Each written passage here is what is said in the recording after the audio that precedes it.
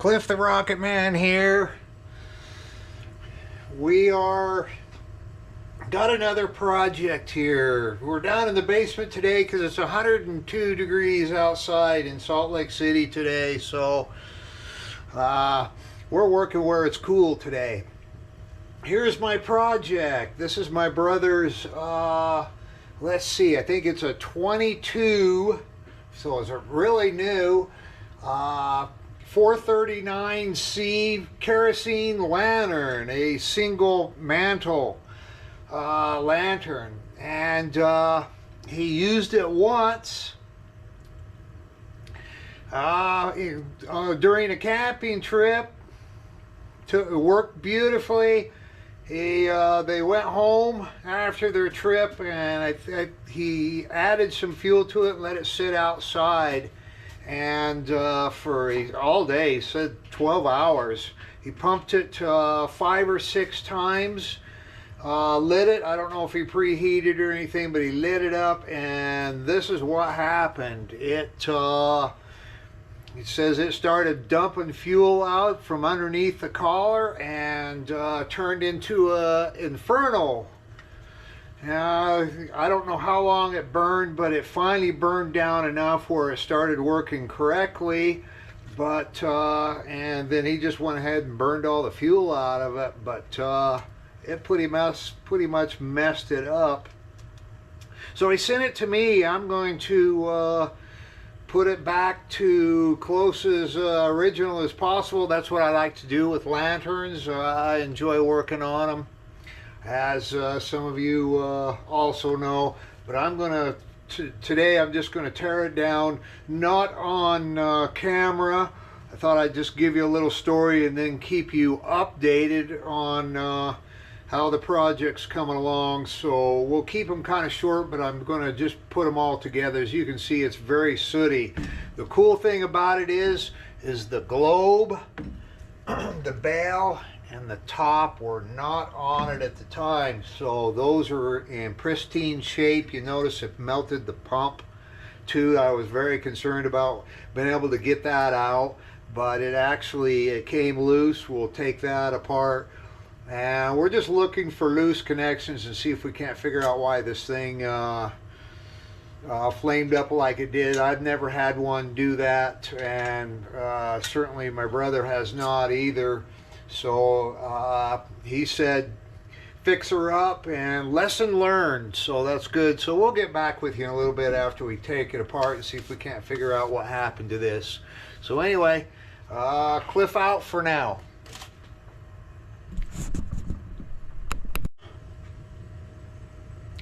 Okay, Cliff the Rocket Man back. We took the lantern apart. You can see it's melted the collar. Couldn't find any leaks. The valve has a graphite sleeve in it. It was good and tight, or bushing I should say. Generator was tight. He thinks maybe it was just over pressurized. If you look at put the cage back on the top of it, looks like it might have the generator sticks up into the cage right here. It might have just spit fuel out each side of the air tube or down through the mantle and started the tank on fire. So he feels like he's just sitting out in the sun. It got over pressurized, and that's what it did too. You can see it melted the paint. So anyway, we'll just let that part go. It's just stuff happens. But anyway, so the next thing is clean the tank up and get the cage and some of these other parts, the heat shield, get those in some citric acid, not the tank, but the metal pieces. Some of the stuff I'll just clean up by hand. But the big thing is get some parts ordered, which we did. You can get the decal, ordered a new collar for it. But I'm going to send this out to a paint shop here in Salt Lake City and have them match the paint. This is kind of a dark Coleman green which I don't have. But anyway, this little place does a great job of matching paint, and they put it in a spray can for you, and then what I'll do is strip the paint off. I usually don't strip them, which I've mentioned that in other videos, just because it makes such a mess. But this one will definitely have to be stripped.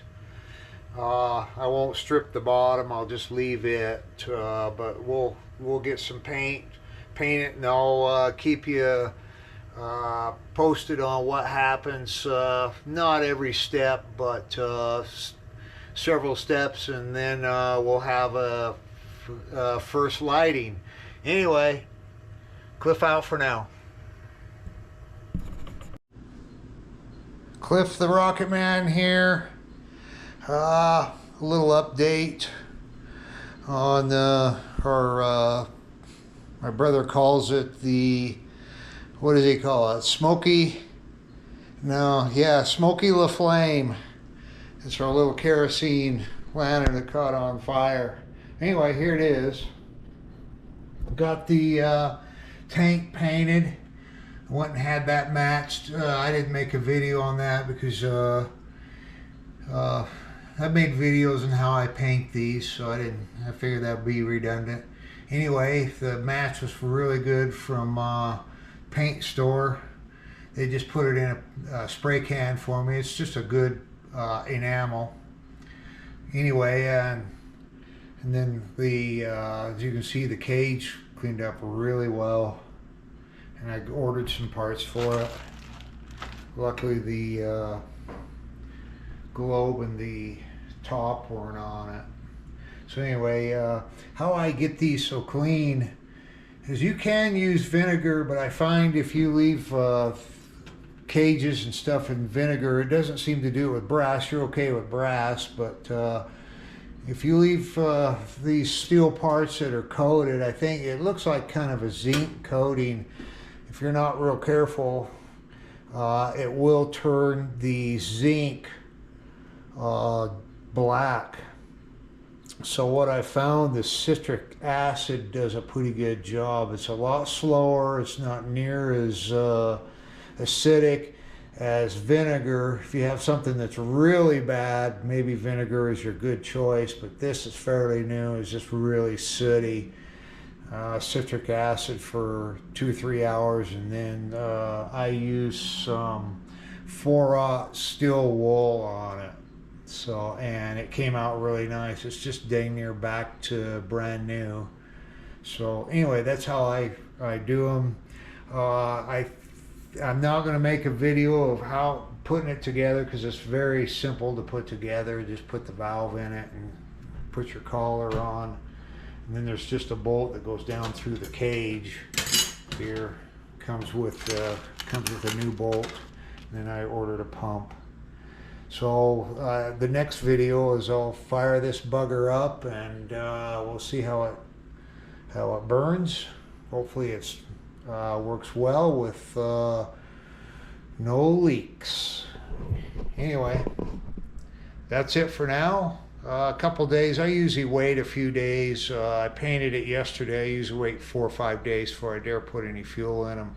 And then the fuel, if you wait that long, the fuel does not bother the paint. And oh, one other little thing, I did strip this one. I would not strip another one unless the paint was really bad. So I would just sand it, primer it, and blend it. So anyways, but I did try to strip this one so it'd look really good. Anyway, that's it. Cliff out. Cliff the Rocket Man here. Hopefully the final video on the little 639B kerosene lamp. Anyway, we put some kerosene in it and pre-burned the mantle. Now we've got the alcohol warming up the generator. Sorry, went blank there for just a second. Now we're going to light this thing. See if it works out.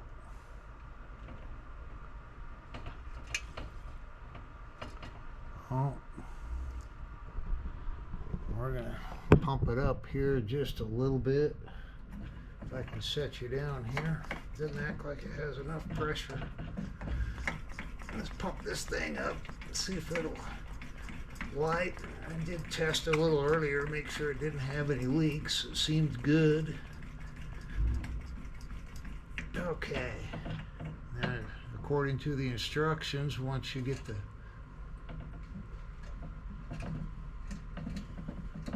little leery of this thing, since it has started on fire before.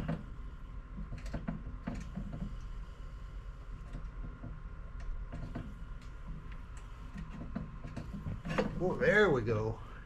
Just takes a few times to clean the generator out. It does flame up just a little bit more than I expected. Maybe that's a kerosene thing. This is the first time I've ever messed with a kerosene lantern. This is the one that caught fire. We call it Smoky La Flame. Oh, we got a leak. Shut that thing off. It's dumping kerosene out all over the place. Maybe that's the problem in the beginning. We better shut this thing off. Anyway, we better pay attention to this before it burns up. Anyway, Cliff. Okay, Cliff, I'm back. Cliff the Rocket Man, I'm back on our kerosene lamp here. As you can see, it's working fine now.